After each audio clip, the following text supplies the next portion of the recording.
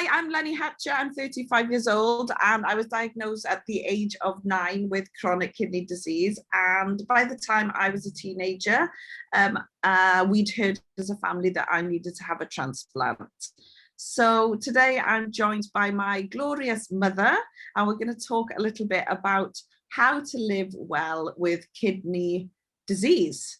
So Mum, when you heard the news about the fact that I was going to need a transplant and that chronic kidney disease was going to be a real factor in my life, how did you feel, and how do you continue to feel now? We embarked on a family journey at that point, because we protected you as much as we could from the big wide world and the illness that you'd have to learn to live with. As time has gone on, you know, the dependency on us has become less, but the dependency on the medical team has changed, but is as much. And because we grew with you through that system, I think we've got the confidence in that medical team going forward as well.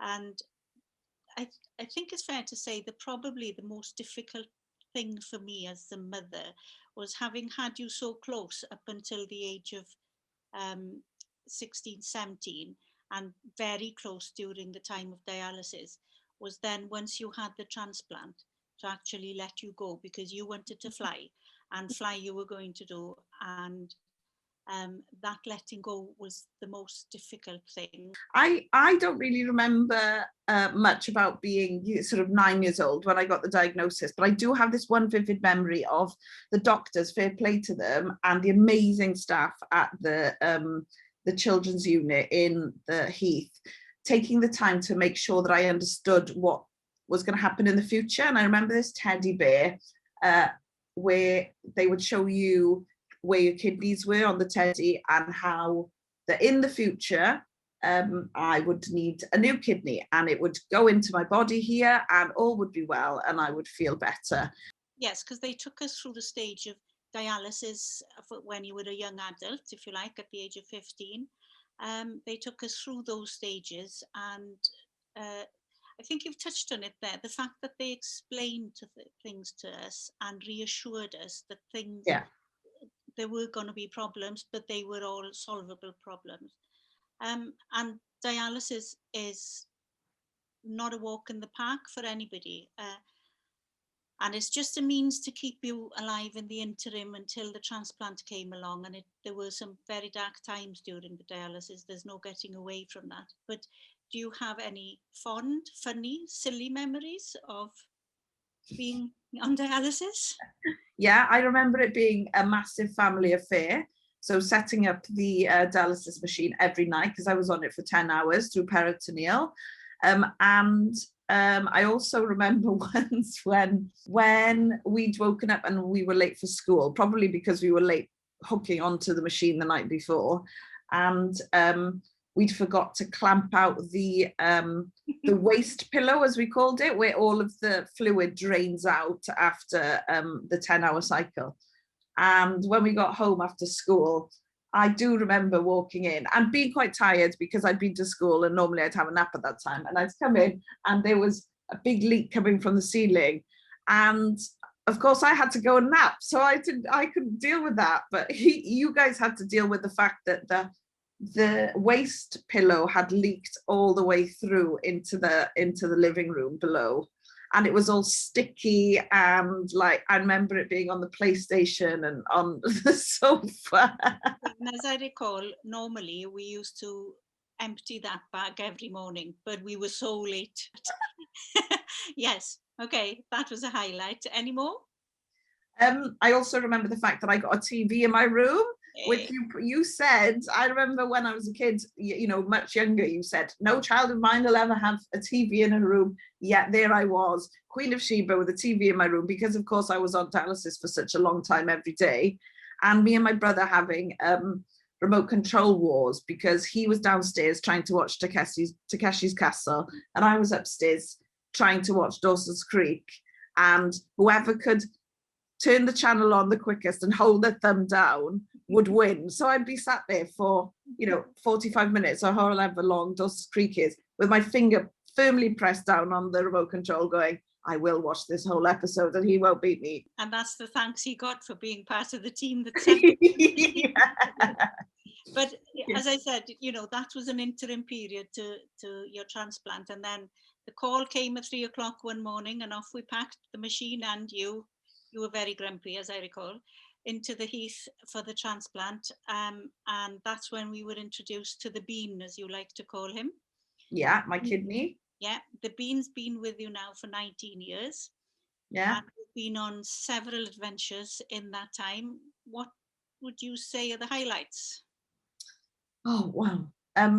Well, I'm glad that you asked me that, because one of the things that I did do while I was waiting for the transplant was I decided to make a list of all the things that I wanted to achieve after the transplant, because I mean, I had so much time on my hands.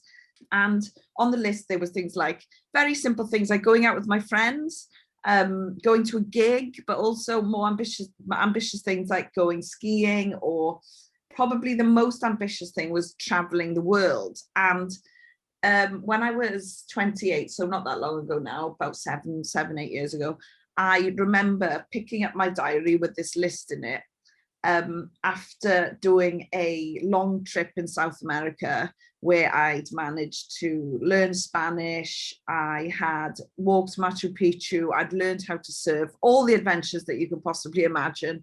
And coming back to that diary, seeing that list and ticking the travel the world off that list, and that sense of satisfaction was incredible. But if it was one sort of pinnacle moment, you know, walking Machu Picchu was amazing, because I would never have been able to do that without the help of my family, the doctors and nurses, my friends, and of course the donor.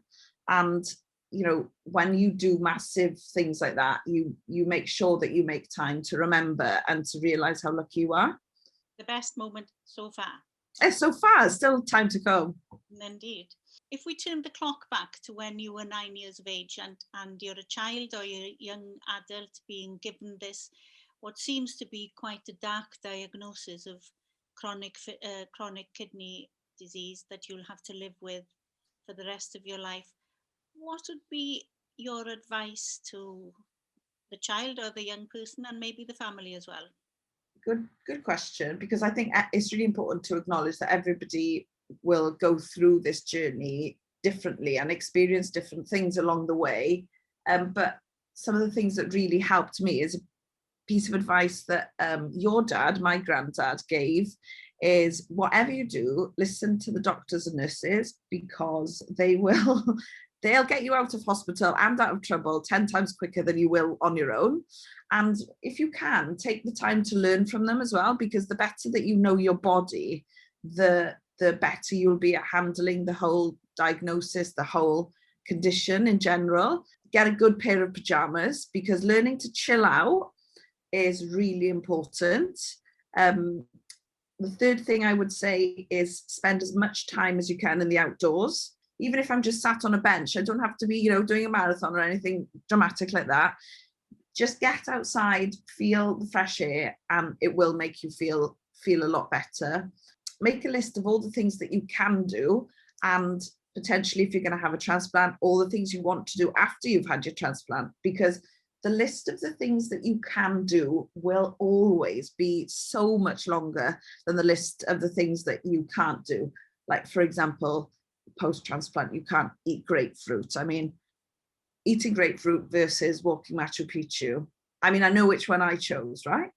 And the last thing is, don't be afraid to ask for help. Like I said before, I definitely wouldn't be anywhere without the support of other people. So my family, my friends, the doctors, the nurses, and of course, probably the most special person in this whole thing, the donor and their family.